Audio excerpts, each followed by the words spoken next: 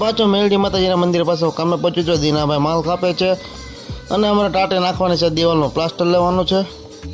તો ફટાફટ આજે ફાલ બાંધી દઈએ। તો આ દિવાલ ચણતર કરીને પ્લાસ્ટર મારવાનું છે।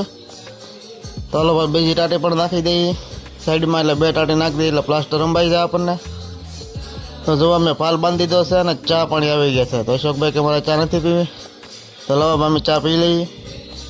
તો ચા પીને હવે પાછા અમે કામ કરવાનું છે એટલે કામે લાગી જઈએ પાછા।